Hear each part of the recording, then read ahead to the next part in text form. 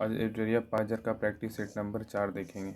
इसके पहले का प्रैक्टिस सेट अपलोड हो चुका है, अगर नहीं देखें तो जाकर देख लीजिए। 1, 2, 3 अपलोड हो चुका है। आज प्रैक्टिस सेट नंबर 4 को देखेंगे।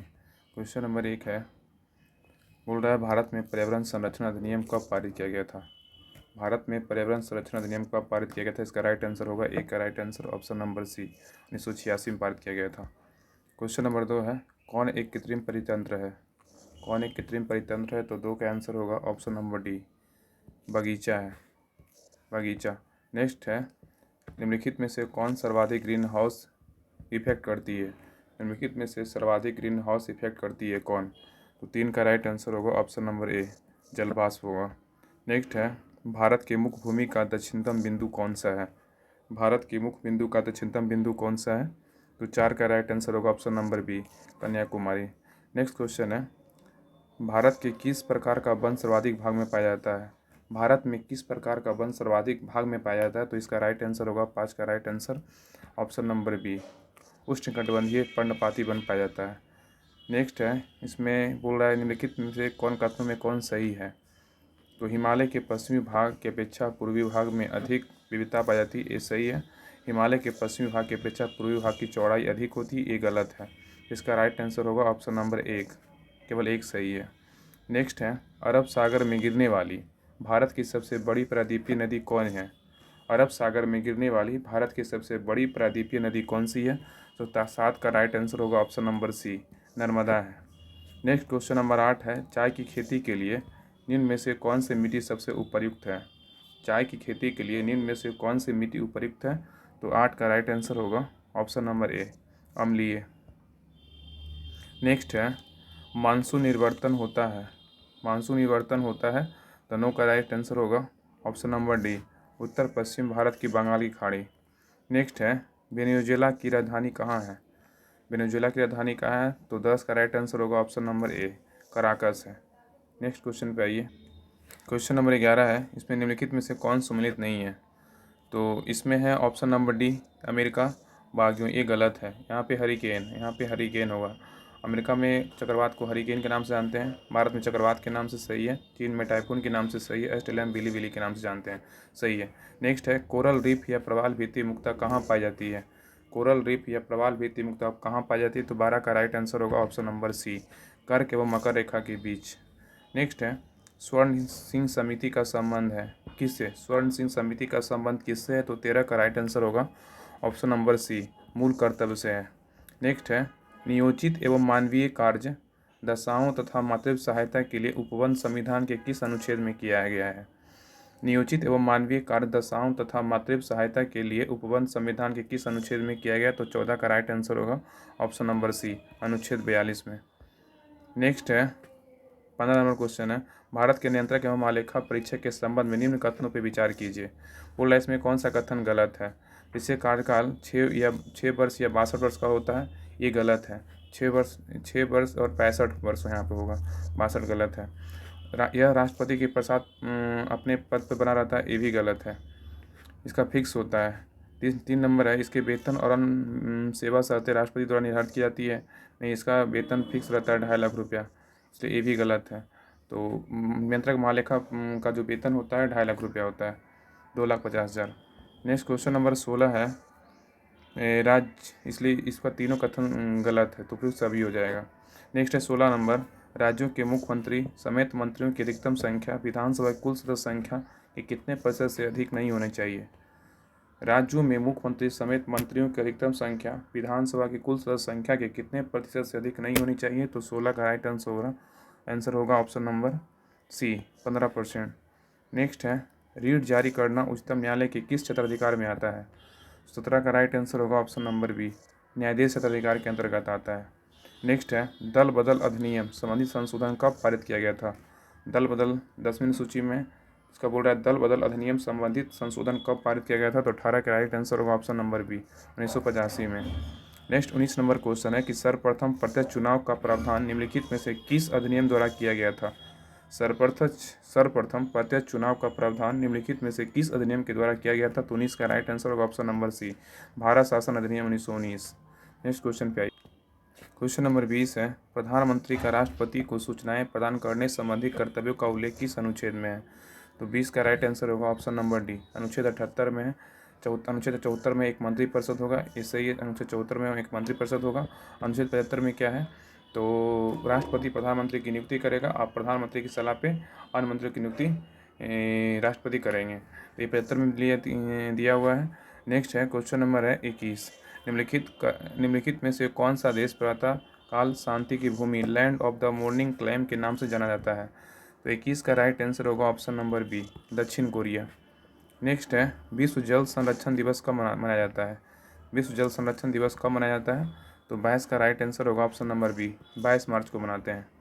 नेक्स्ट है, स्वदेशी और बहिष्कार आंदोलन का अनुमोदन कांग्रेस के किस अधिवेशन में हुआ था? स्वदेशी और बहिष्कार आंदोलन का अनुमोदन कांग्रेस के किस अधिवेशन में हुआ था? तो बनारस अधिवेशन, ऑप्शन नंबर सी, बनारस अधिवेशन 1905 में हुआ था। इसमें अध्यक्ष कौन थे? गोपाल सिंह गोखले थे। नेक्स्ट है 24 नंबर क्वेश्चन है कि कांग्रेस की कार्य समिति में भारत विभाजन का प्रस्ताव कब पारित किया गया था? कांग्रेस की कार्य समिति में भारत विभाजन का प्रस्ताव कब पारित किया गया था? 24 का राइट आंसर होगा ऑप्शन नंबर बी, 14 जून 1947 को किया गया था। नेक्स्ट है, संविधान सभा की प्रथम बैठक का आयोजन किस गवर्नर जनरल के द्वारा किया गया था?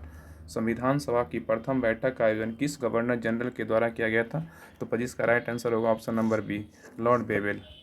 नेक्स्ट है, मंगल पांडे ने प्रथम भारतीय स्वतंत्रता संग्राम की शुरुआत की, इसके उपरांत ब्रिटिश सरकार द्वारा उन्हें कब फांसी दे दी गई थी? मंगल पांडे ने प्रथम स्वतंत्रता संग्राम की शुरुआत की, इसके उपरांत ब्रिटिश सरकार द्वारा उन्हें कब फांसी दिया गया था? तो 26 का राइट आंसर होगा ऑप्शन नंबर सी, 8 अप्रैल 1857 को। नेक्स्ट है, बहावी आंदोलन का प्रमुख क्षेत्र नहीं रहा। बहावी आंदोलन का प्रमुख क्षेत्र कौन नहीं रहा था? तो 27 का राइट आंसर होगा ऑप्शन नंबर सी, असम नहीं था लेकिन बंगाल संयुक्त प्रांत था। नेक्स्ट है, पुस्तक एरिया ऑफ डार्कनेस के लेखक कौन है? पुस्तक एरिया ऑफ डार्कनेस के लेखक कौन है? तो 28 का राइट आंसर होगा option number A, B.S. Naipaul है। इसमें है मिलान कीजिए, तो इसका 29 का राइट आंसर होगा ऑप्शन नंबर सी। तो सूरत की संधि हुआ था 1775 में, पूना की संधि हुआ था 1817 में। नेक्स्ट है, पुरंदर की संधि हुआ था 1665 में। और नेक्स्ट है, देवगांव की संधि हुआ था कब? तो 1803 में हुआ था। तो सूरत की संधि 1775, पूना की संधि 1817, पुरंदर की संधि 1665 और देवगांव की संधि हुआ था 1803 में हुआ था। इसका राइट आंसर सी होगा। नेक्स्ट क्वेश्चन पे आई, क्वेश्चन नंबर है 30, निम्नलिखित में से किस ग्रंथ से गुप्त काल के बारे में जानकारी मिलती है? निम्नलिखित में से किस ग्रंथ से गुप्त काल के बारे में जानकारी मिलती है? तो 30 का राइट आंसर होगा ऑप्शन नंबर ए, मृच्छकटिकम के लेखक कौन है? तो शूद्रक है, शूद्रक। नेक्स्ट है क्वेश्चन नंबर 31 है, कलिंग शासक खारवेल किस धर्म का अनुयायी था? कलिंग शासक खारवेल किस धर्म का अनुयायी था? 31 का राइट आंसर होगा ऑप्शन नंबर बी, जैन का था, जैन का। नेक्स्ट है, भीतरी स्तंभ अभिलेख किस शासक से संबंधित है? भीतरी स्तंभ अभिलेख किस शासक से संबंधित है? तो 32 का राइट आंसर होगा ऑप्शन नंबर बी, स्कंदगुप्त से है। नेक्स्ट है, दक्षिण भारत में स्थित कैलाशनाथ मंदिर किस शासक के द्वारा निर्मित किया गया था? दक्षिण भारत में स्थित कैलाशनाथ मंदिर किस शासकों के द्वारा निर्मित किया गया था? 33 का राइट आंसर होगा ऑप्शन नंबर बी, पल्लव शासक के द्वारा किया गया था। नेक्स्ट है, सिकंदर की मृत्यु के बाद भारत ने अपनी गर्दन से दास्ता का जुआ उतार फेंका, साथ ही अपने गवर्नरों की हत्या कर दी। इस मुक्ति युद्ध का नायक सेंड्रोकोटस था। चंद्रगुप्त के विषय में यह किसने लिखा था? तो 34 का राइट आंसर होगा ऑप्शन नंबर बी, एरियन ने लिखा था। नेक्स्ट है, ध्वनि का प्रभाव मानव के मस्तिष्क में संवेदन किसके समय तक रहता है? ध्वनि का प्रभाव मानव के मस्तिष्क में संवेदन कितने समय तक रहता है? तो 35 का राइट आंसर होगा option number B, 1/10 second. Next है, नेत्र में प्रवेश करने वाले प्रकाश की मात्रा का नियंत्रण निम्न में से किस अंग द्वारा किया जाता है? नेत्र में प्रवेश करने वाले प्रकाश की मात्रा का नियंत्रण निम्न में से किस अंग द्वारा किया जाता है? तो 36 का राइट आंसर होगा ऑप्शन नंबर डी, आइरिस के द्वारा। नेक्स्ट है, रक्त की अशुद्धियाँ किस अंग में जाकर छनती है? रक्त की अशुद्धियाँ किस अंग में जाकर छनती है? तो 37 का राइट आंसर होगा ऑप्शन नंबर बी, वृक्क में। नेक्स्ट है, रक्त का कितना % भाग प्लाज्मा में होता है? रक्त का कितना प्रतिशत भाग प्लाज्मा होता है? तो 38 का राइट आंसर होगा ऑप्शन नंबर सी, 55 से 60%। नेक्स्ट है, एक पौधे पर पुष्पन होने के लिए उत्तरदायी हार्मोन कौन सा है? एक पौधे पर पुष्पन होने के लिए उत्तरदायी हार्मोन कौन सा है? तो 39 का राइट आंसर होगा ऑप्शन नंबर डी, फ्लोरोजीन। फ्लोरोजीन। नेक्स्ट है क्वेश्चन नंबर 40 है, इंद्रधनुष किसके कारण होता है? इंद्रधनुष किसके कारण होता है? तो 40 का राइट आंसर होगा ऑप्शन नंबर डी, प्रावर्तन और अपवर्तन। नेक्स्ट है, एक ही पदार्थ के अणुओं के बीच कार्यकारी आकर्षण बल को क्या कहा जाता है? एक ही पदार्थ के अणुओं के बीच कार्यकारी आकर्षण बल को क्या कहा जाता है? तो 41 का राइट आंसर होगा ऑप्शन नंबर डी, सहसंजक बल कहा जाता है। नेक्स्ट क्वेश्चन आइए 42 नंबर। 42 नंबर क्वेश्चन है कि किसी भी अभिक्रिया में भाग लेने वाले पदार्थ को क्या कहलाते हैं? किसी अभिक्रिया में भाग लेने वाले पदार्थ क्या कहलाते हैं? 42 का राइट आंसर होगा ऑप्शन नंबर सी, अभिकारक कहलाते हैं। नेक्स्ट है, क्षारक को जल में घोलने पे क्या मुक्त होता है? क्षारक को जल में घोलने पे क्या मुक्त होता है? क्षारक को जल में घोलने पे क्या मुक्त होता है? तो 43 का आंसर होगा option number A, OH- ion मुक्त होता है। नेक्स्ट है, नींबू के रस का pH मान कितना होता है? तो ऑप्शन नंबर बी, 2.2 होता है। नेक्स्ट है, बादल और वायुमंडल का तैरना किस कारण होता है? बादल और वायुमंडल का तैरना किस कारण होता है? तो 45 का राइट आंसर होगा ऑप्शन नंबर डी, श्यानता कारण होता है। नेक्स्ट है, छाया में पनपने वाले पौधे को क्या कहते हैं? छाया में पनपने वाले पौधों को क्या कहते हैं? तो 46 का राइट आंसर होगा ऑप्शन नंबर बी, सियोफाइट्स कहते हैं। नेक्स्ट है, मेन रहीन अंतर्राष्ट्रीय सीमा रेखा किन देशों के बीच है? मेन रहीन अंतर्राष्ट्रीय सीमा रेखा किन दो देशों के बीच स्थित है? इसका राइट आंसर होगा 47 का राइट आंसर होगा ऑप्शन नंबर ए, इसका राइट आंसर होगा ए, रूस और फिनलैंड है। तो मेन रहीन अंतर्राष्ट्रीय सीमा रेखा किन दो देशों के बीच है? तो रूस और फिनलैंड। नेक्स्ट है, जैव विविधता दिवस किस में से किस दिन मनाया जाता है? तो जैव विविधता दिवस 22 मई को मनाते हैं, ऑप्शन नंबर सी। नेक्स्ट है, राष्ट्रीय खाद्य सुरक्षा मिशन NFSM की शुरुआत किस वर्ष की गई थी? तो 49 का राइट आंसर होगा ऑप्शन नंबर ए, 2007 में किया गया था। नेक्स्ट है, भारत में मुद्रास्फीति के प्राकलन का सबसे प्रचलित माप क्या है? भारत में मुद्रास्फीति के प्राकलन का सबसे प्रचलित माप क्या है? तो 50 का राइट आंसर होगा ऑप्शन नंबर सी, CPI है। अब आइए इधर स्मरणीय तथ्य पे। इधर दिया हुआ है स्मरणीय तथ्य, बौद्ध धर्म के संस्थापक कौन थे? तो गौतम बुद्ध थे। गौतम बुद्ध का जन्म 563 ईसा पूर्व लुम्बिनी नेपाल में हुआ था। गौतम बुद्ध की मृत्यु 483 ईसा पूर्व कुशीनगर उत्तर प्रदेश में हुई थी। गौतम बुद्ध के बचपन का नाम सिद्धार्थ था। और गौतम बुद्ध को 6 वर्ष की कठिन तपस्या के उपरांत 35 वर्ष की आयु में फल्गु नदी किनारे इनको ज्ञान की प्राप्ति हुई थी। नेक्स्ट आइए। नेक्स्ट है, बुद्ध ने अपना पहला और सर्वाधिक उपदेश क्रमशः पहला उपदेश दिए थे सारनाथ में और सर्वाधिक दिए थे श्रावस्ती में। बौद्ध धर्म में आत्मा की परिकल्पना नहीं है जबकि पुनर्जन्म की मान्यता है। नेक्स्ट है, बौद्ध संघ में सम्मिलित होने की न्यूनतम आयु कितनी वर्ष थी? तो 15 वर्ष थी। 15 वर्ष थी। नेक्स्ट है, गौतम बुद्ध ने अम्रपाली को सर्वसम्मति से स्त्री रत्न घोषित किया था। नेक्स्ट है, सर एडविन अर्नाल्ड ने गौतम बुद्ध को एशिया का ज्योतिर्पुंज कहा था। नेक्स्ट है, अभय सभा समय स्थान अध्यक्ष शासनकाल। प्रथम बौद्ध संगीति हुआ था 483 ईसा पूर्व में हुआ था, उस कहाँ हुआ था? राजगीर में हुआ था। उस समय अध्यक्ष कौन थे? महाकश्यप थे।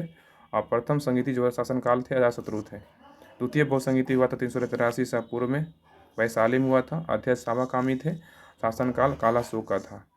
नेक्स्ट है, तृतीय बौद्ध संगीति हुआ था 250 ईसा पूर्व में, पाटलिपुत्र में हुआ था, मुगली पुत्र तीसरे के अध्यक्षता में हुआ था। शासनकाल कौन थे? तो अशोक के शासनकाल में तीसरी बौद्ध संगीति हुआ था।